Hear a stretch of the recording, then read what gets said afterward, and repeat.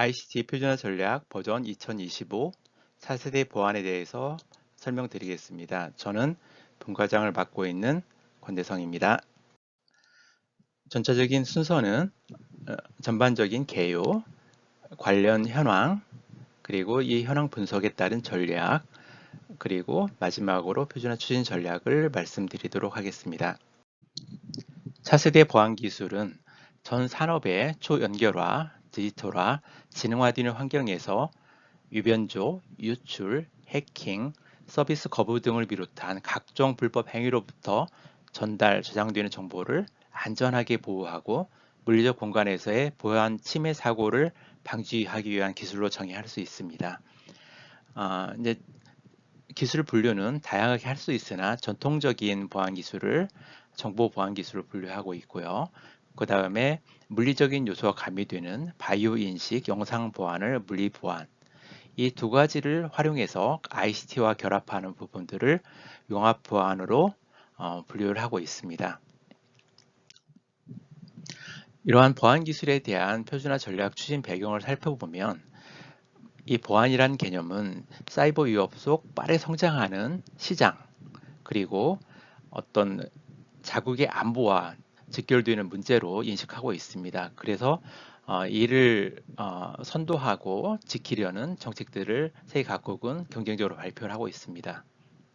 그리고 시장 규모도 지금 2022년 1,474억 달러에서 28년 2,560억 달러로 크게 성장을 하고 있습니다.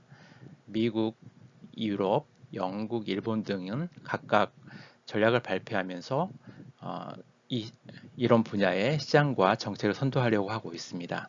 이에 맞추어 우리나라는 올해 2월 국가 차원의 사이버 전략 방향을 제시하는 국가 사이버 안보 전략을 발표한 바 있습니다. 이 전략에서도 눈에 띄는 부분들은 기술에 대한 경쟁 우위 확보, 글로벌 공조체제 구축, 이런 부분들이 또 중요한 포인트라고 할 수 있겠습니다. 급격하게 성장하는 보안 시장에서의 경쟁력 확보 및 글로벌 공조체제 구축을 위해서는 다름 아니라 표준적인 그런 요소, 표준 확보들이 굉장히 또 중요한 그런 요소라고 할 수 있겠습니다. 이에 따라서 우리나라에서는 그 전체적인 정책 시장과 발을 맞추기 위해서 표준 활동을 전개하고 있는데요.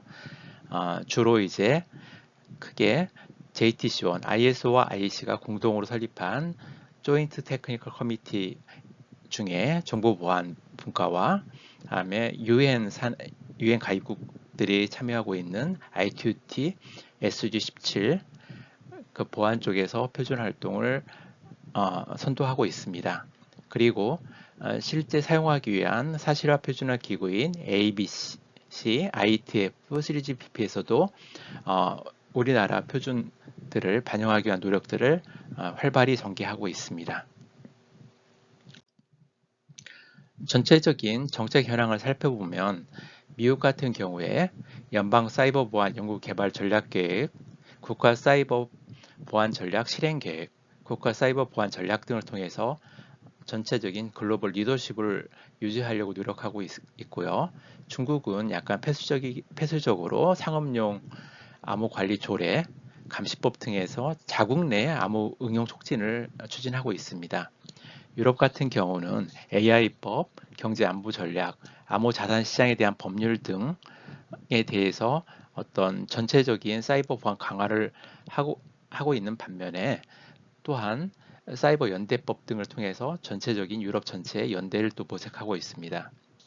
일본 같은 경우도 물론 약간 뒤처지고 있다는 느낌이 들긴 하지만 전체적으로 ICT 분야에서 보안에 대해서는 충실히 기반을 다져가고 있으며 종합대책이라든지 새로운 개념으로 등장하고 있는 제로 트러스 아키텍처 이런 부분도 전체적인 글로벌 방향이 떨어지지 않으려고 열심히 노력하고 있다고 볼 수 있겠습니다. 이런 흐름, 기술 개발에 대한 흐름을 살펴보는 방향 중 하나가 특허인데요. 물론 이제 이 특허에서도 중국이 굉장히 도약을 하고 있습니다. 그리고 이제 다른 분야들은 다른 나라들은 약간 주춤하고 있는데요. 전체적인 새로운 뭐 양자 컴퓨터 위협이라든지 AI 위협들이 나오면서 계속적으로 특허는 증가하고 있습니다. 이제 요즘에 가장 또 핫한 분야들이 관심을 끌고 있는 분야들이 이제 데이터 보안이라든지 뭐 플랫폼 무결성 등에 대한 이제 이런 분야들에 대한 특허들이 눈에 띄게 증가를 하고 있는 순이고요. 중국이 많이 특허를 출원하고 있긴 하지만 주요 특허로 분류하고 있는 3급 특허의 경우는 여전히 미국이 중국을 앞서고 있습니다. 한국도 유럽, 일본에 비해서 앞서는 등 이 보안 분야에서는 기술 선도를 하기 위한 많은 노력을 하고 있습니다.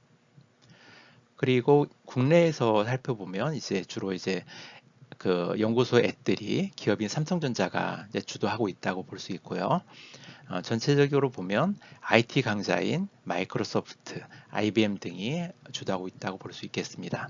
그런데 이제 중국의 출원이 크게 증가하면서 중국 기업을 중심으로 하는 키플레이어들이 이제 또 주요 출원인으로 등장을 하고 있습니다. 다음으로는 전반적인 기술 개발 현황에 대해서 살펴보겠습니다. 암호 분야에서는 요즘 핫한 키워드인 양자 컴퓨터에 대응하기 위한 양전 내성 암호 등에 대한 어떤 알고리즘 개발이 핫한 분야가 되겠고요. 디지털 아이디 관리에서는 기존의 이제 패스워드를 대체하기 위한 어떤 그런 인증, 그 다음에 블록체인 등을 이용한 자기 주권형 어떤 인증 이런 부분들이 이슈가 될 수 있겠습니다. 데이터 보안에서는 이제 데이터에 대한 어떤 프라이버시가 유럽의 GDPR 등 때문에 이제 굉장히 또 중요한 이슈가 되고 있고요.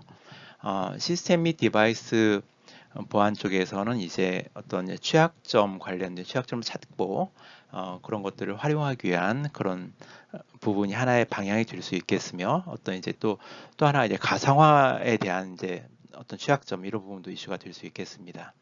그리고 또 하나는 이제 디지털 포렌식이죠. 어떤 기기로부터 뭔가 흔적을 찾아내는 그런 포렌식 연구도 또 하나 중요한 분야라고 할 수 있겠습니다. 네트워크에서는 이제 어떤 기존에 이제 유선 네트워크도 있고요.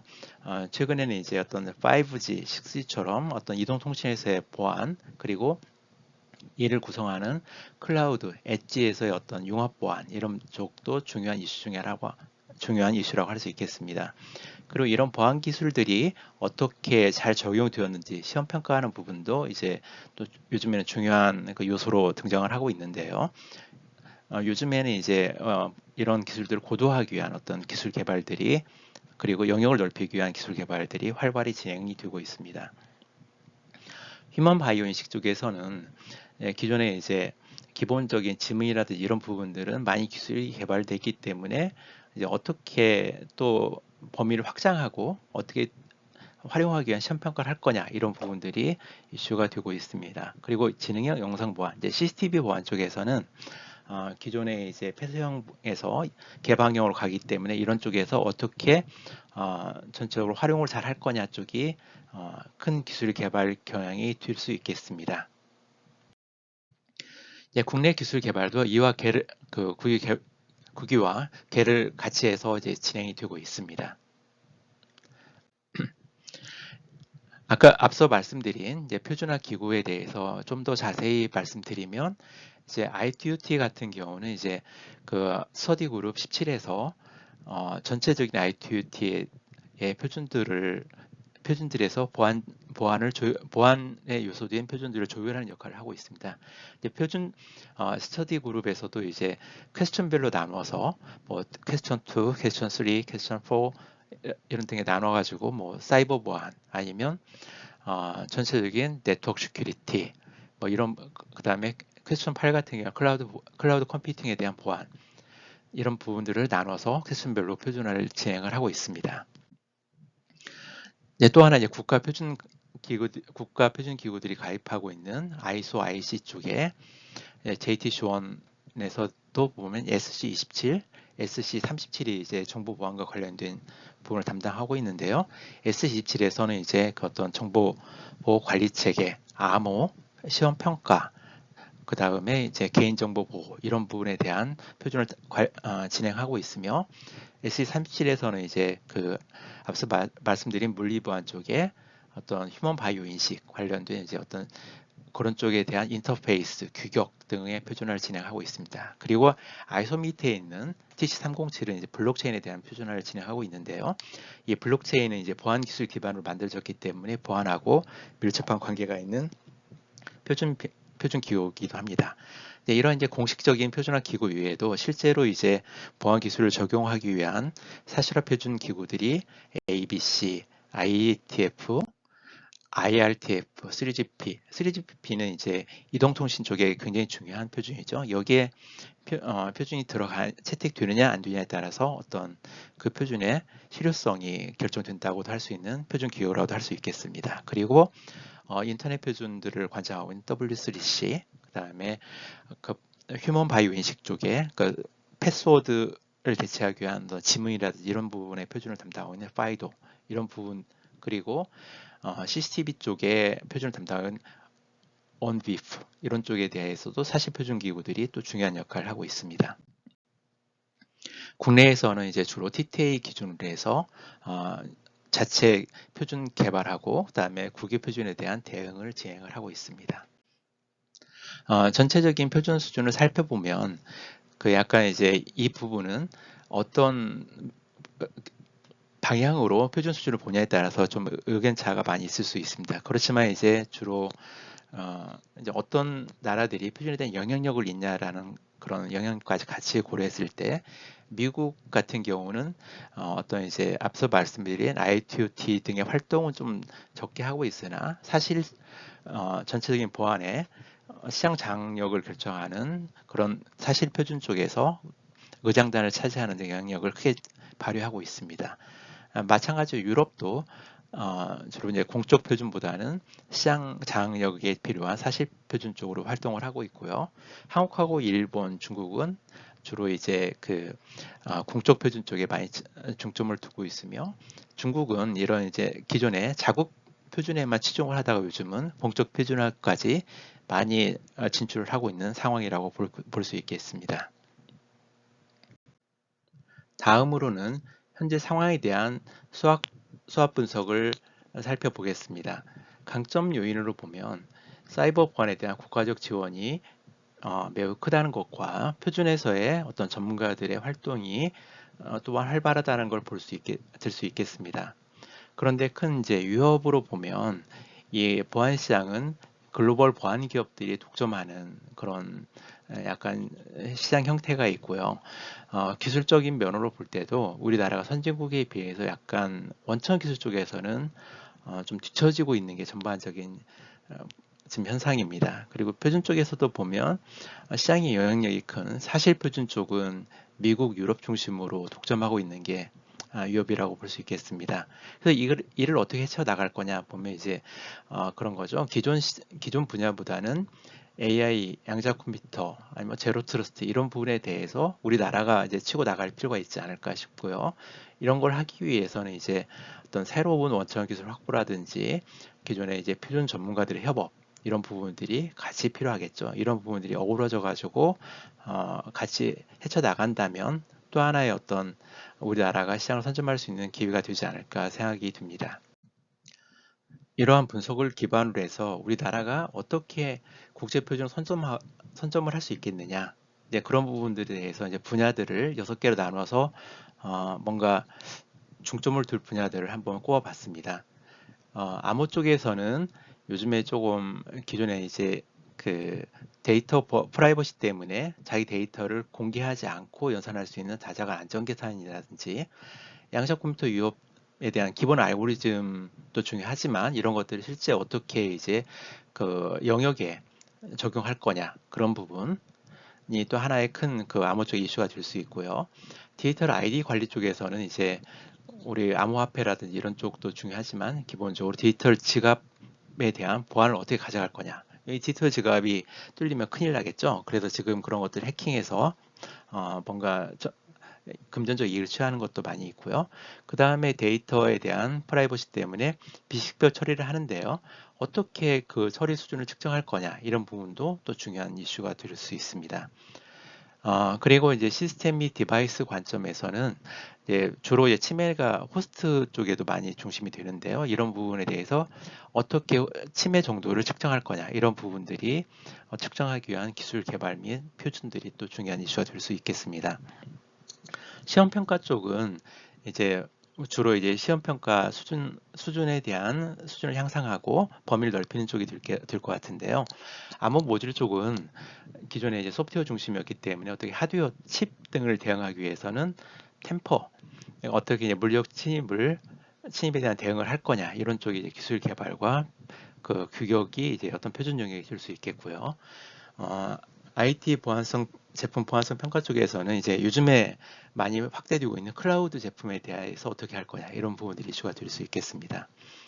그리고 휴먼 바이오 인식은 이제 지문이라든지 그런 홍채라든지 그런 전통적인 부분이 아니라 요즘에 이제 새로운 애플리케이션으로 등장하고 있는 이제 동물 쪽 반려동물이라든지 뭐 이런 쪽 어떻게 할 거냐 이런 부분들이 또 우리나라가 할 수 있는 또 중요한 표준 분야가 될 수 있을 것 같고요.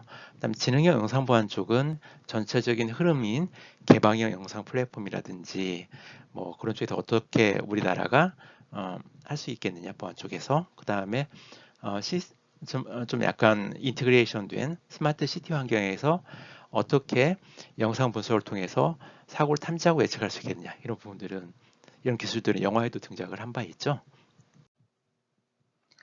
앞서서는 국제표준 선점을 위한 주요 항목들을 살펴봤는데요. 지금부터는 그 표준 항목들에 대해서 표준화 추진 방향을 살펴보도록 하겠습니다. 먼저 암호 분야입니다. 암호에서는 다자간 안전계산, 양자대성 암호 적용을 말씀드렸는데요. 이 분야에서는 제일 중요한 부분들은 표준화를 하기 위한 차별화된 기술 확보가 가장 중요한 항목이고요. 기술이 확보되면 현재 이제 활발히 활동하고 있는 JTC1이라든지 많은 경험이 있는 ITF 쪽에 대해서 이제 각각 맞는 표준 형식으로 추진을 하면 될 것 같습니다. 다음으로 데이터 ID 관리 및 데이터 보안에서는 기존에 이제 우리나라가 좀 적극적으로 활동할 수 있는 ITUT S27에서 테크니컬 리포트라든지 어떤 비식별에 대한 리퀘어먼트를 에 대한 표준들을 추진하고 이를 기반으로 해서 추가적인 표준을 추진하는 형태로 추진하면 표준화 가능성이 높다고 할 수 있겠습니다. 다음으로 시스템 디바이스 및 네트워크 지능형 공격 대응 분야입니다. 이 분야는 좀 다양한 기술들이 현재 이제 식별했는데요. 중요한 건 이제 클라우드 관련해서 어떻게 차별화된 표준을 가져갈 수 있으며 6G에서 이제 어떻게 가져갈 수 있으며 제로 트러스트는 어떻게 할 거냐 이런 것들이 다 이슈가 될 수 있는데요. 클라우드에서는 이제 이에 특화된 어떤 공격 표준 관리를 할 거냐 이런 부분과 6G에서는 이제 시작되고 있는 6G를 이용해서 어떻게 보안 기술을 구조를 가져갈 거냐 그다음에 제로 트러스트 같은 경우는 이제 미국 등을 중심으로 어떤 구조 표준화들이 진행하고 있는데요. 이런 것들에 대한 보안 능력을 어떻게 식별할 수 있겠느냐 이런 쪽에 대해서 이제 기술을 개발하고 표준을 가져가는 게 또 중요한 요소가 될 수 있겠습니다. 이제 이런 쪽의 표준들은 저희 나라 활발히 활동하고 있는 ITUT S27이라든지 6G 보안이 중심이 되고 있는 3GPP 등을 통해서 표준화하는 것들이 의미가 있을 것 같습니다. 시험 평가 쪽에서는 앞서 말씀드렸지만 이제 어떤 암호칩 지금 현재 그 암호칩에 대한 시험 평가는 국내에서 많이 이루어지지 않고 있고요. 주로 소프트웨어 쪽인데요.